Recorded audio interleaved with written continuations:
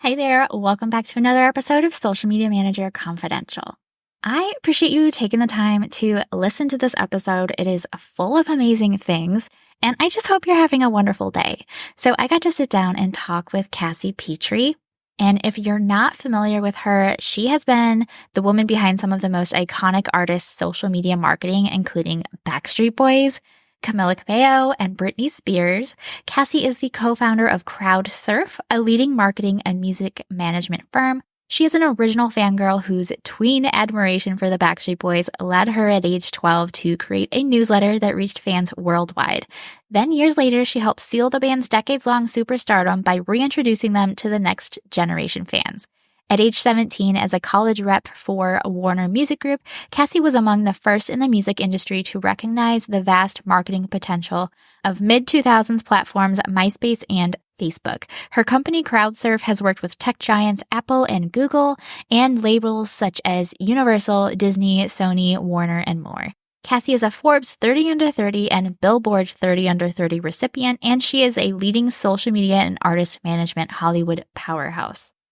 I know this is something that's going to be super interesting to a lot of you, so I made sure to ask her all of the important questions, like what does she actually do? What does the behind the scenes look like working with artists? How she got started, what she finds is currently working on social media, and how to land your dream celeb client. So I will go ahead and let you dive into this episode.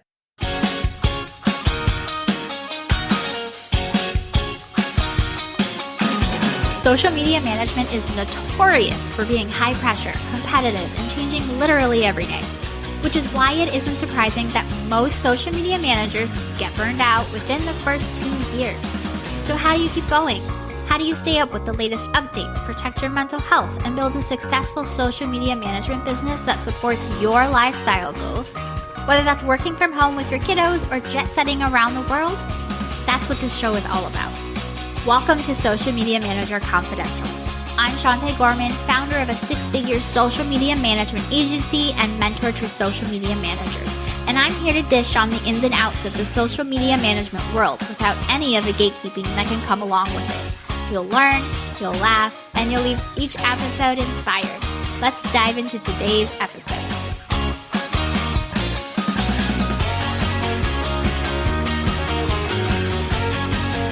I'm here and I'm back with Cassie, and I'm so excited to talk to you. Hi, Cassie. How are you? I'm good. How are you doing? I'm great. I'm so interested in what it is you do in your specific niche because it's not something that I'm personally familiar with, and I think it's very unique. So anyway, let's just get into it. What is it that you do exactly, and who do you do it for? So I work primarily in music and just across entertainers in general. And I help artists or groups or music-centric entities manage their social media presence. I have a company with about 50 employees, and we have over 100 different clients that we do that for in that space. A quick sample of some of the clients that we work with are Backstreet Boys, Camila Cabello, and then it goes all the way from Frank Sinatra to Chief Keef, everything in between. So we're pretty diverse in that regard. I love that. What kind of tasks do you do for them? Is it posting? Is it strategy, content creation? What does that look like? So it's interesting because I've been doing social media music for basically 20 years at this point, and it's changed a lot. In the beginning, I would say it was kind of more similar to probably how a lot of brands run their social media now in terms of there's a social media manager, you handle all of the posting, calendaring, and that sort of thing. But I think a key difference in music in particular, and especially in this day and age, is that the artist is very involved because especially if it's a solo artist versus a group, because it's their name on it and the expectation is for them to be posting. So most situations, the artist is posting. And I think our role has evolved from handling the mechanics of posting, at least on stuff TikTok and Instagram. I would say a lot of times social media management in music, you're going to be handling a lot of the properties they may not think about. Most artists at this point aren't thinking about uploading directly to YouTube Shorts. So we'll handle that. Or a lot of them don't think about Snapchat directly or Facebook directly or updating their website or email list. So we'll handle a lot of that manual technical work for them. But I would say a lot of our job is reminding them about marketing things and making sure they're posting about that. So you have a song coming out. when do you want to first tease that? How do you want to tease it? How often do you want to tease it? Do you have a pre-save link? Do you want to post something right when it comes out? What are you going to post? Do you need to make assets for Instagram story and Instagram feed? And do you need cut downs of a music video for TikTok or whatever? So I'd say we're handling a lot of the asset creation for marketing specific stuff and running the timelines on that. And then I would say we're also super involved on looking at data and kind of giving feedback on, hey, maybe you need to do a couple more personal posts this week because you're really promotional heavy right now. Or, hey, you're not posting about your tour enough. Maybe we should add these posts in. So a lot more strategy. And a lot of times we're actually sending assets and ideas to artists directly, and then they decide if and when and what they post. The artist is almost a member of the social media team because they're so involved in those directly. Okay, that's really interesting. So I work with social media influencer creators. So it's kind of similar to that, and that they're like the front, they're the face, they create, and then we're kind of here to support them and everything else that they need.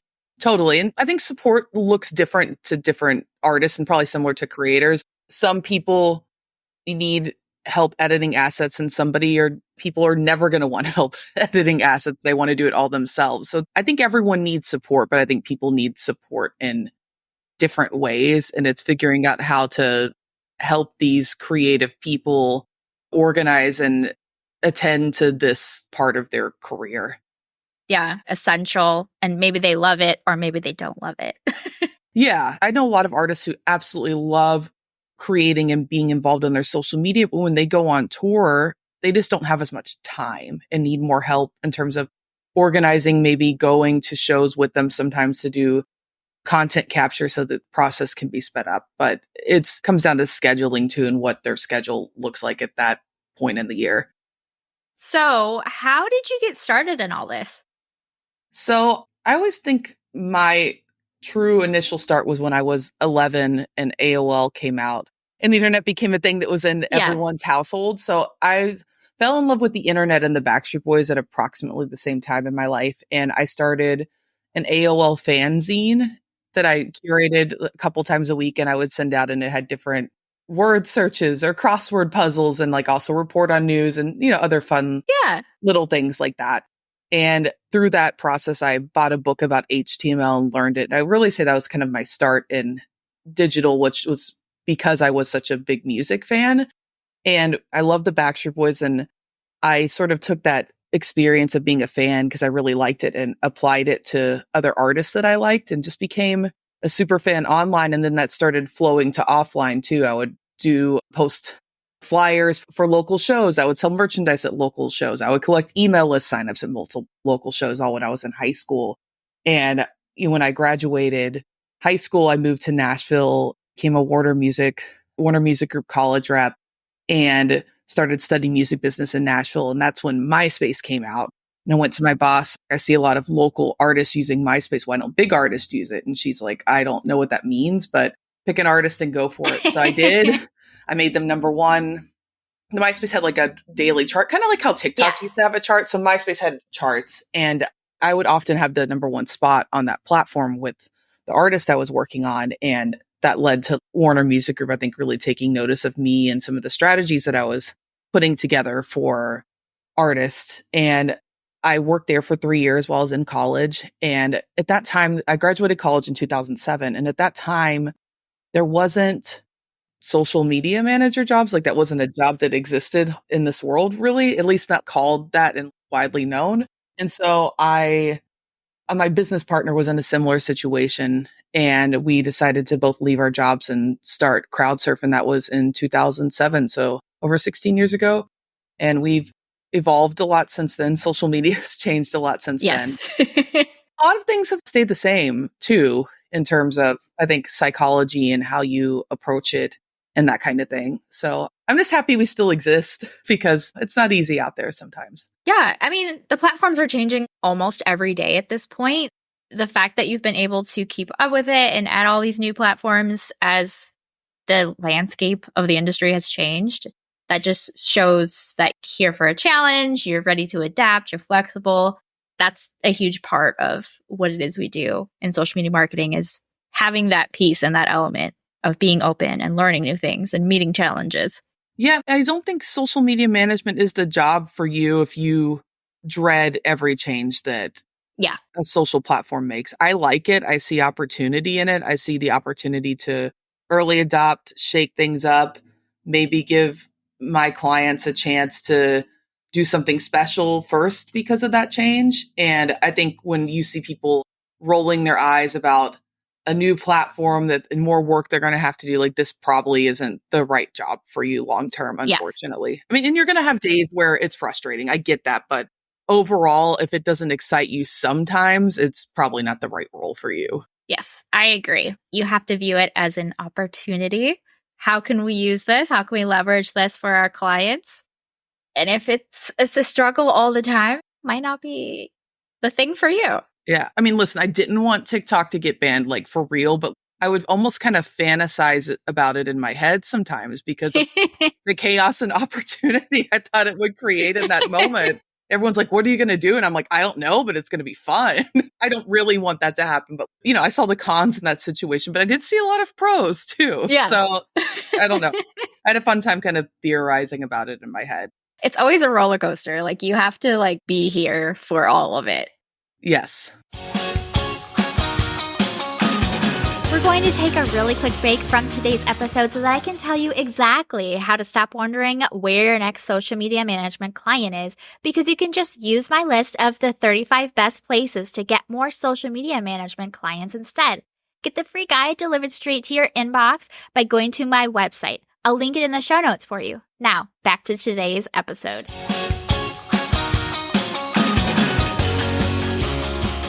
So what do you find right now is currently working in your space? So I'm having a lot of artists have really good moments with Instagram Reels right now, and that really translate to main follower growth. So really pushing that. It's all music-centric content that's doing that, which I think I haven't really seen before. I've seen, comedic comment or other types, comedic content or other types of content do that, but I haven't seen so much music-centric content drive growth on artists before on Instagram Reels. So I'm really excited about that and have several clients that are kind of riding a pretty good wave on that front, and a TikTok too. But I would say Instagram Reels is kind of the forefront of that specific type of content right now in terms of growth. Having a lot of success with Instagram broadcast tool as well. I really like that tool. At some point it'll get saturated and I think consumers will get over following more broadcast channels. But for now, I think it's a pretty cool tool and a good sort of thing that people can early adopt. That tool becomes available to more people. Excited about that. I think we're going to see a lot of opportunities with TikTok Shop. I think that's going to be a really big priority for them in the next 12 months. And any way to sort of be an early adopter to TikTok Shop, I think you're going to have some special algorithm moments perhaps. So, and that's cool because it's attached to money that you can make. So I think that's something I'm seeing some people have success with and excited to see how that evolves. And specifically in music, another thing I'm seeing some success with because of TikTok Shop, there's a special commercial music library for music that can be used in commercial brand TikToks. And that music library is currently not saturated because it's new. So I have some artists that do have music in that library and they're getting some organic music uses from just simply being in that library because there's just not that many options right now. So those are some special pockets and highlights I'm seeing right now that I'm currently trying to take advantage of. Yeah. I mean, so other than Reels, it's hop on all of the new features and use them for your clients, which is what we were talking about. There's benefits to them. Yes, the magic in social media comes most of the time from early adopting in some way, shape, or form, where it's you want to be established using a platform or a tool before everyone else jumps on it. And that's where you hit the magic moment. Because what happens is when you sign up for a social media platform, the day that a person signs up for a social media platform is the day they follow the most people. And you want to already be established and being recommended when the majority of the general public is going through the day when they follow the most people, because that's where you're going to get your growth. And that applies to other tools to a certain extent. When I remember when Instagram launched stories. I think people who used stories early kind of had some moments and gained some followers because people were looking for people who are funny and good at stories. I think right now people are probably looking for some more Instagram broadcast channels to sign up to once they have found a couple that they like. So I think there's a lot of magic in the early adoption. You're more likely to have a big win. Yeah, I love that. So we're going to switch gears a little bit. What are your tips, your suggestions for landing that dream celeb client? So I think it's important for your dream client to not be the first thing you go after, unless obviously there's like a really easy end for whatever reason. But so the Backstreet Boys were my dream client and I work with them now. But when I was younger, they were my idols. So they definitely like fall under the dream client category. You don't want to cut your teeth on your dream client. You want to have experience. You want to have something to offer them. And I probably could have worked on the Backstreet Boys a little bit earlier, but I wanted to be ready for it, both from a professional standpoint, but also from a mental standpoint, because there's that saying, you don't want to meet your heroes because sometimes they can let you down. And I've not with any of the artists that I've worked with actually, but I've experienced the don't meet your heroes thing. Or for me, it's don't work with your heroes. There are a lot of people that I looked up to as like music business executives that I've worked with. Oh, they're not as brilliant as I thought they were. So I think being emotionally ready that is a risk when you're working with, whether it's a dream executive or a dream client, that is a possibility that it could make you sad. So if you're up that risk and are ready for it and think that you professionally have a lot to offer them, I think go for it. In terms of getting in contact with them. Luckily with like Backstreet Boys, I was kind of introduced to them, but I think I was introduced to them because I sort of made it known how much I like them. So it was kind of unavoidable. So I think, let it be known who your dream clients are. Like when you're telling people, whether it's in your personal life or professionally or having business dinners or that sort of thing, let it be known because you never know who's going to be able to give that introduction to you. I think if I wasn't as vocal about how much I adored them, I'm sure eventually would have met their team, but it probably would have taken longer. Yeah. So you're kind of just putting it out there. Yes. Putting it out there, making it known. And in general, like, I don't go like pitch certain people. I generally kind of like to wait for them to come to me. Now, that's not to say like I don't go try to meet new people. But for example, I went to London and I was like, I've never really worked with Ed Sheeran directly. He's had collaborations with a lot of my artists. I feel very adjacent to his team, but I've never met them. I'm just going to reach out and say hi and go see if their team wants to hang out. And they said yes. I didn't come in there with like a deck to pitch them or sell them. I just simply wanted to connect with them. Will that lead to a project with him or one of their other artists in the future? Maybe, maybe not. But I genuinely just wanted to connect with them because I'd worked with them for so much. But so that's kind of how I network and meet new people. And sometimes that does bring in really cool projects, but I rarely am like, I want that project. I'm going to go pitch for it.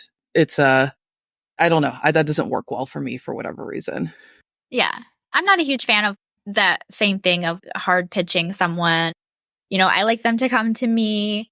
And I think once you get established, that's much easier to do, but you have to get established first. There's little projects, there's little things you can do. And then you start to build your business. You start to make a name for yourself. You start networking and like establishing a network of people and relationships. And it's at that point where you become known for something and then people start recommending you. And it's not going to be like, this is your first client, is going to be this dream celeb client. No, and I don't think it should be. I think that's probably setting you up for failure. Yeah. I worked on a lot of really horrible artists before I got the good ones. And I'm glad I learned a lot from working on the really horrible artists. And not they're horrible as people, but it's just I was not passionate about the music. And I think I sort of told myself a lie and made a rookie mistake. My good marketing will mask that I don't think this music is good and that the music isn't good. It doesn't. If your product's not good, it doesn't matter how good you are at marketing. You can't mask a song not being great. And so I'm glad I learned that the hard way, but I learned a lot of important skills in the process and learned that lesson, which I think is invaluable. Yeah, I agree. And I think it's one of those things that you have to go through. Like you can hear about other people like, oh, I worked with this or I tried this and it didn't work. And it's interesting, but until you've experienced it personally, you just don't learn those same lessons. It's okay to work with clients that aren't in alignment with you or maybe don't have all of the boxes ticked or anything like that. It's, it's just part of the process of growing and learning. Yeah. And I've learned too that some of my favorite projects have actually been stuff that I may not be personally a fan of, but you kind of fall in love with projects sometimes for other reasons, whether it's the person themselves or you admire the operation behind that project or you love the fan base.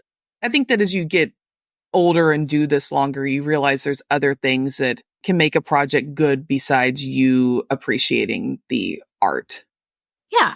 There's a deeper meaning to it aside from just you and your feelings. Yes, for sure. And I've learned, I think, the most in recent years from projects that genres that I didn't know a lot about, because I feel like in terms of straight ahead pop, I know that inside and out really well, but there's some stuff in comedy I may not know as well. There's some stuff in K-pop I may not know as well. And working on that stuff has made me more educated and actually has given me great ideas to bring back to pop music culture, but kind of reapplying some things to make it make sense there. Yeah. I enjoy that. It can kind of challenge and expand your creativity.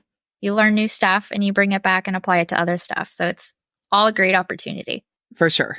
If there's anyone that's just getting started in their social media management world, is there any advice you would give them?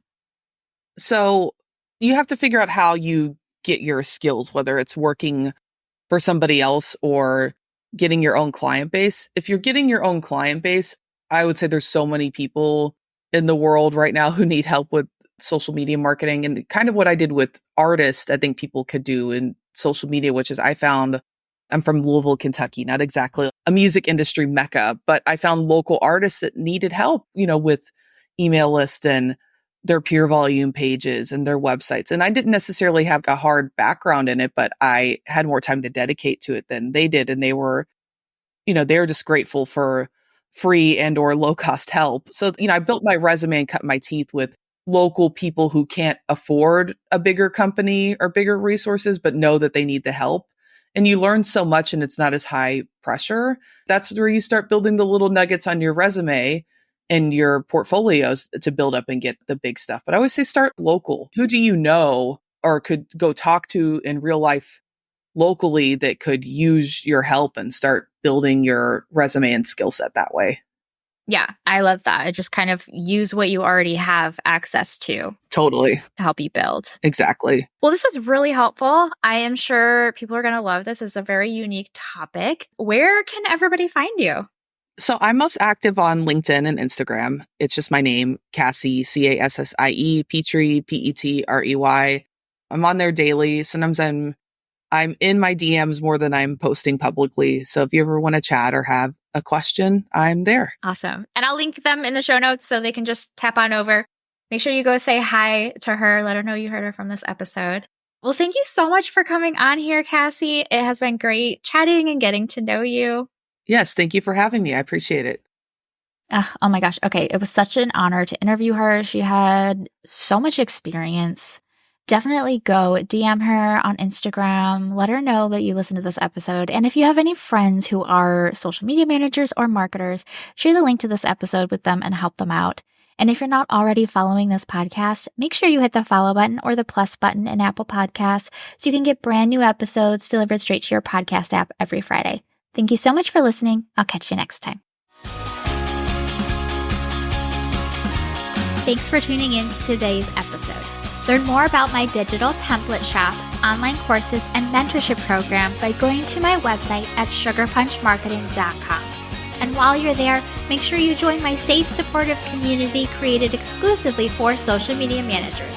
It's 100% free to join and packed with really amazing resources, trainings, and people. See you next time.